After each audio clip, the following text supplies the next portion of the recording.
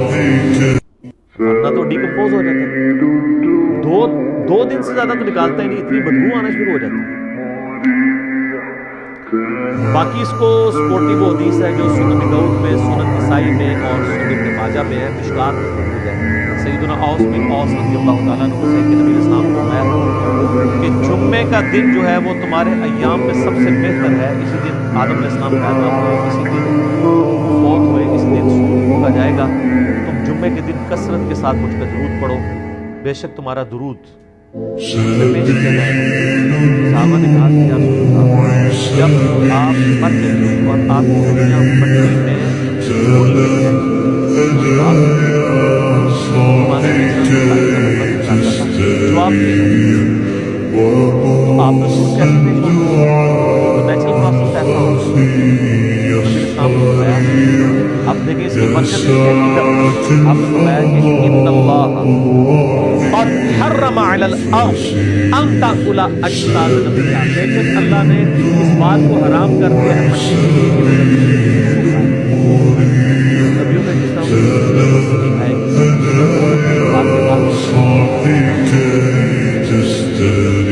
اس حدیث کو آلموسٹ سارے محدثین نے صحیح, اس حدیث کو امام حاکم نے بھی صحیح کہا, امام ذاہبی نے مواصلہ صحیح, ابن حبان نے بھی ہے, امام نے صحیح کہا, امام نبوی نے بھی ٹھیک کہا, امام ابن قیم نے بھی ٹھیک کہا.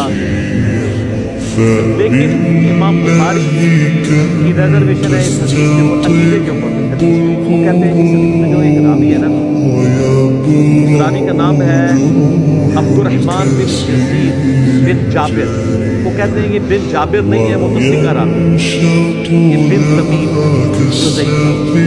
جبکہ باقی سارے محدثین کہتے ہیں کہ وہ بن جابر ہی ہے, اسی وجہ سے شیخ البانی صاحب بھی اس حدیث کو نہیں کہتے. ہم نے پہلے بھی کلیریفائی کیا کہ ان کا یہ حکم لگانے میں مسلمان کیا بات ہو. شیخ البانی صاحب نے سروس غلام حسین صاحب نے امام نسائی صاحب نبی ترجمہ کیا, انہوں نے بھی کہا کہ یہ حدیث, لیکن شیخ البانی صاحب اس عقیدے کو صحیح مانتے ہیں. یہ حدیث صلاۃ علی النبی قاضی اسماعیل مالکی کی کتاب ہے, حدیث احمد کی پہلے شیخ البانی صاحب لکھا ہے کہ حدیث وہی والا لکھا کہ یہ بن تمیم ہے, بن جابر نہیں ہے. البتہ انہوں نے کہا جہاں تک اس عقیدے کا تعلق ہے نا کہ انبیاء کے جسم سلامت ہے تو وہ بالکل ٹھیک ہے. اور انہوں نے کہا اس کی دلیل ہے المسند ابن ابی شیبہ, صحیح سند کے ساتھ حضرت عمر فاروق رضی اللہ تعالیٰ عنہ کا قول ہے جو انہوں نے نقل کیا. وہ تو خالی قول نقل کیا, وہ پوری حدیث مسند ابن ابی شیبہ میں ایسا ہے.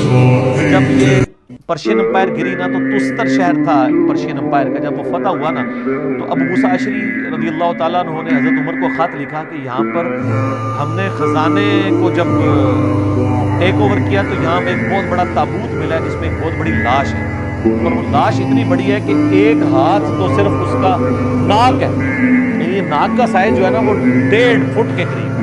تو اب ہم دیکھ لیں کتنی بڑی لاش ہے.